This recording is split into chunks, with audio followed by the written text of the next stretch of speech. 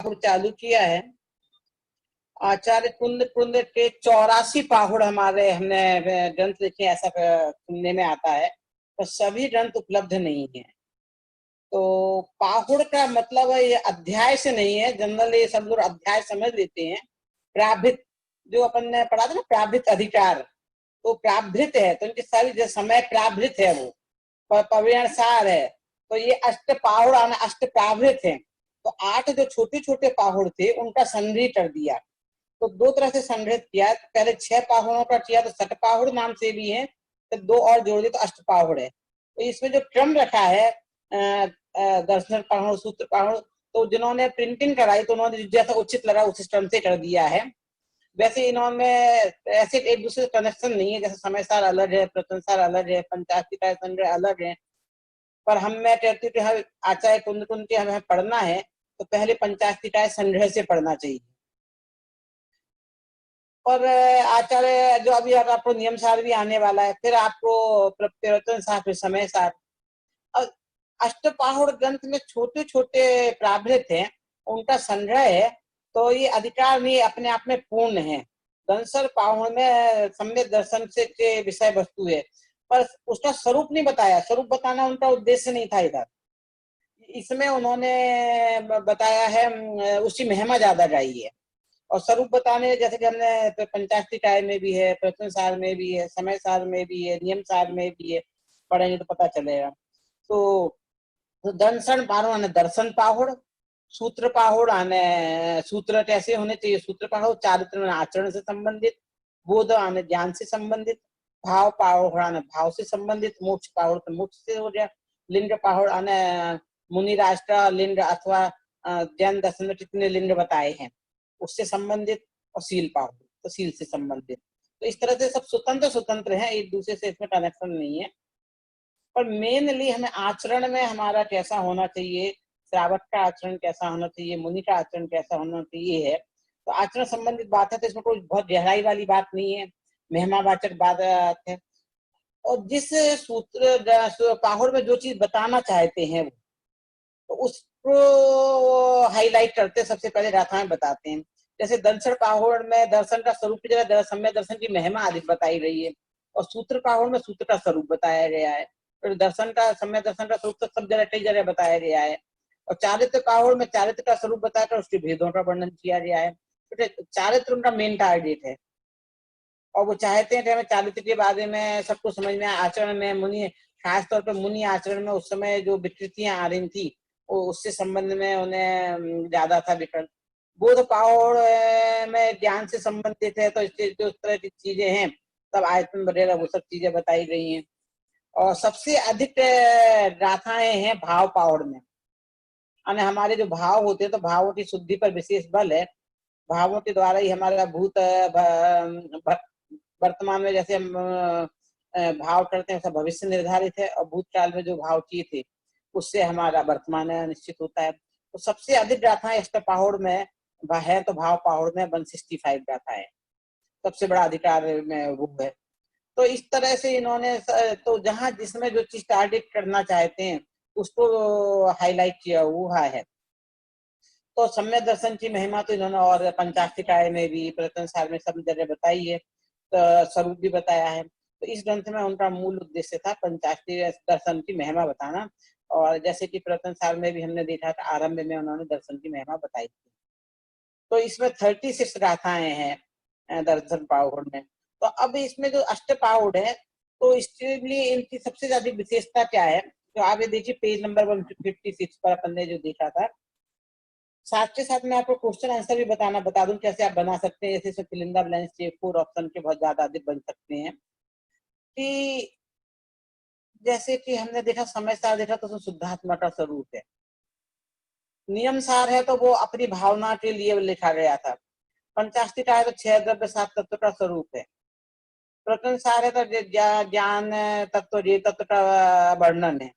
तो अष्टपाहुड़ में इनके आचार्य रूप के, प्रशासक रूप के, अनुशासन प्रशासन के हैं, उस रूप के दर्शक है, क्या सही है क्या गलत है और कहाँ नहीं है। और बहुत दृढ़ता से निषेध किया है कि नहीं, जो चीज होना चाहिए ऐसा ही होना चाहिए। जैसे कि कभी क्लास में बच्चे बहुत बातचीत कर रहे हो तो अनुशासन प्रशासन को गुस्सा भी करना होता है, टीचर को बताना पड़ता है। क्यों? यदि हम नहीं रहेंगे तो बच्चे बातें करते रहेंगे, पढ़ाएंगे कैसे? तो इसलिए इसमें आचार्यत्व के आचार्य का जो रोल है वो आचार्य कैसा होना चाहिए, प्रशासक रूप के उनके दर्शन होते हैं। तो ये जो पहला पैराग्राफ है इसमें बहुत सारी है कि जो अष्टपहड़ में क्या क्या चीजें हैं, आचार्यत्व, प्रशासक, 4 ऑप्शन में बहुत अच्छी से आ सकता है।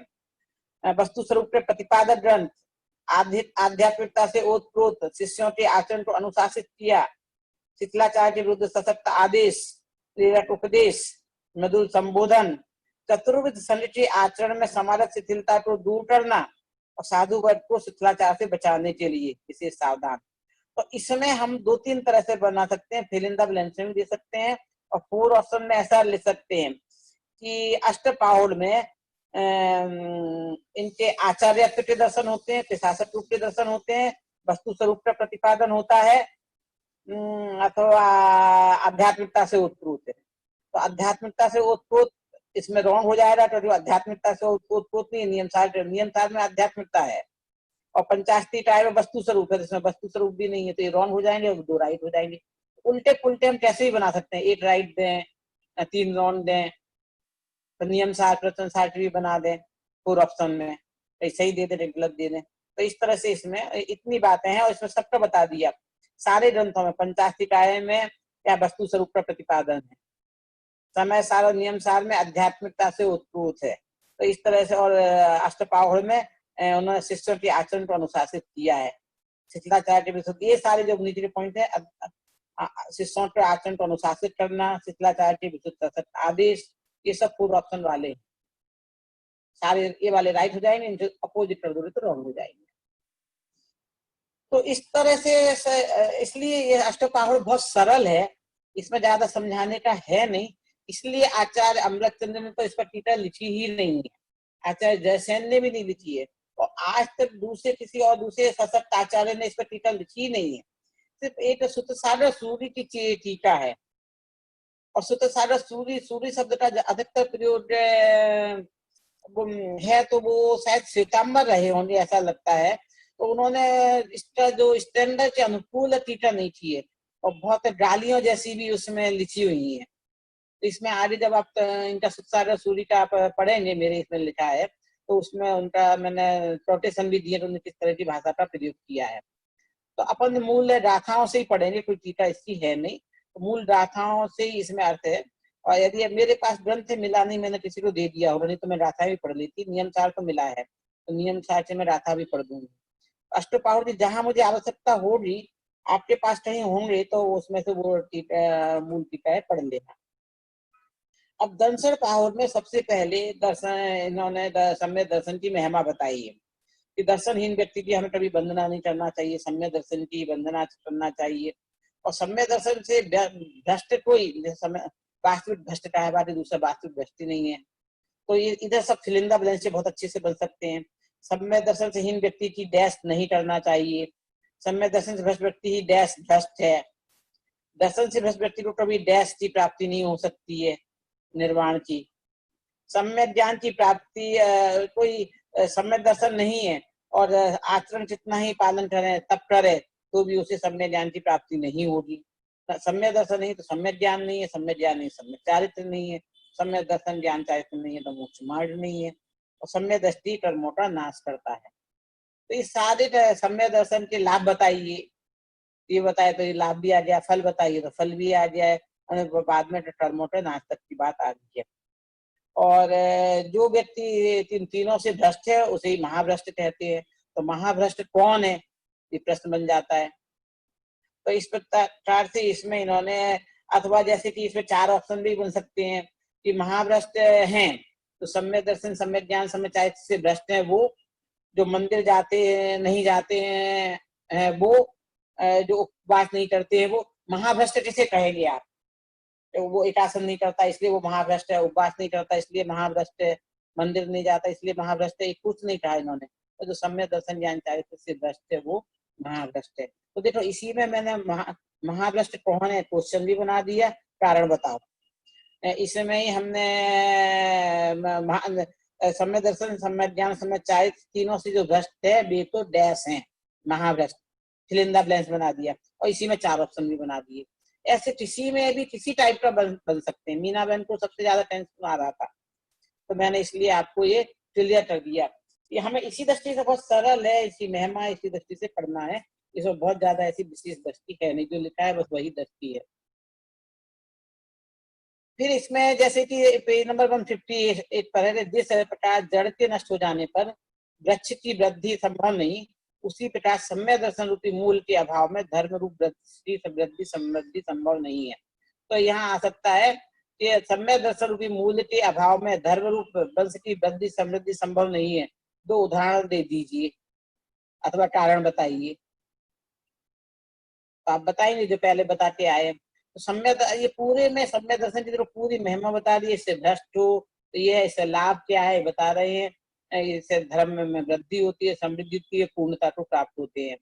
और फिर ये लिखा है कि जो सम्यक दर्शन से रहित है और फिर भी अपने आप को कहते जो सम्यक दृष्टि जीवन से कहते वो आप हमारी पूजा करो, तो वो अगले भव में लूले और मूक होंगे। लूले ये अपने जो हाथ पैर से जो अपाहिज होते हैं ना, पैर से होते तो लंगड़े, हाथ नहीं होते तो लूले, और मुंह प्राणे बोल नहीं सकते, जो मुंह बधिर बोलते हैं। तो जो बोल नहीं सकते वो बहरे वो बहरे और दो गूंगे दोनों साथ होते। जो गूंगे होते हैं वो बहरे भी होते हैं, उन्हें समझ में नहीं आती चीजें। एक्चुअली वो कह रहा है कि तिरंज गति में जो स्थावर जीव है ना, जैसे पेड़ पौधे चल फिर नहीं सकते हैं, तो तिरंज गति मिलेगी यदि आप सम्यक दृष्टि नहीं हो, सम्यक दृष्टि से अपने आप को खुलवाना चाहते हो। तो ये वे लूले और मुंह होने यानी तिरंज गति में पेड़ पौधे वाली गति में मिलेगी आपको। ये चीज इधर बता रहे हैं।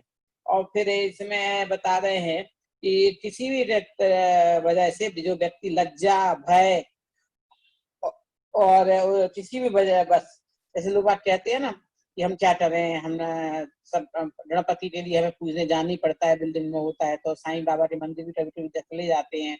तो ये कह रहे हैं लज्जा से, भय से, गौरव के कारण, किसी भी वजह से मिथ्या दृष्टियों के पैरों में पड़ते हैं, तो वे भी बोधि को प्राप्त नहीं होते हैं। इस तरह से इसमें जैन दर्शन में 3 वेश मान्य है, ये चीज बता दी। और 3 वेश बताए हैं कि दिगंबर मुनिराज ही एक साधु का, दूसरा उत्कृष्ट श्रावक का और तीसरा आदिका का। तो इस तरह से, और बाद में मैं जो सम्यक दर्शन, निश्चय सम्यक दर्शन और विभ्राट सम्यक दर्शन दोनों की डेफिनेशन दी है। और सभी ग्रंथों में ये डेफिनेशन आई है, जिनके 5 है ना, पंचास्तिकाय, संग्रह में, प्रश्न सार में, समय सार में। तो इस तरह से ये आए हैं। और बाद में इसमें सम्यक दर्शन चित्र महिमा बताई कि जो मुनिराज हैं, चारित्र के धनी मुनिराज हैं, वही वंदना करने योग्य हैं। और दूसरे जो मुनिराज है संयम सहित है, वो मिथ्या दृष्टि है, वो वंदना करने योग्य नहीं है। ये जो मिथ्या दृष्टि की बात है, जो असंयमी है, मिथ्या दृष्टि से अनेक अनेक सब पाहुड़ में कहीं ना कहीं मिथ्या दृष्टि को अनेक एंगलों से उन्होंने बताया है। तो यहाँ पे बताया संयमी से मत्सर भाव रखते हैं, मतलब नम्र दिगंबर तो हो रहे यथाजात रूप, मतलब जैसे पैदा होता है बच्चा वैसा सहज उत्पन्न जो बच्चा है वैसा रूप देखकर भी वंदना नहीं करते हैं और उनसे ईर्ष्या रखते हैं। वे सही भी हो तो मिथ्या दृष्टि ही है। मतलब जो सही गुरु है उनकी वंदना करना जरूरी है, गलत है उनकी नहीं करना चाहिए। नन्द दिगंबर ही क्यों ना हो पर असंयमी हो तो वंदना नहीं करनी चाहिए। दोनों बिल्कुल आचार्य कुनकुन ने सब जगह बैलेंस रखा है। इस तरह से उनका वंदनाहीन की जो गुणहीन है उनकी वंदना नहीं करना चाहिए, गुणों की वंदना करना चाहिए। और सम्यक दर्शन सब लोग में पूज्य है। इस प्रकार लास्ट में कहते हैं दर्शन ज्ञान चारित्र से ही अनंत दशा मिलती है और उससे ही, इसलिए उन्हें समय समय में रहते हैं। उन्हें स्थावर प्रतिमा आने, वो एक जगह स्थिर है, चल नहीं रहे, इसलिए स्थावर प्रतिमा कहते हैं। इस तरह से वो ही बाद में सिद्ध बनते हैं। ये चर्चा हुई। अब अगला आप सूत्र पहाड़ पढ़ लीजिए। हो सकता है कहीं मेरी बैटरी लो हो रही है, मैं चार्जिंग पे लगाती हूँ, फिर हम बाद में, अभी हमारा इस दर्शन पहाड़ हो गया है, फिर हम अगले बार अब सूत्र पहाड़ में मिलेंगे। इसमें कोई डाउट हो तो आप पूछ सकते हैं। जय जिनेन्द्र।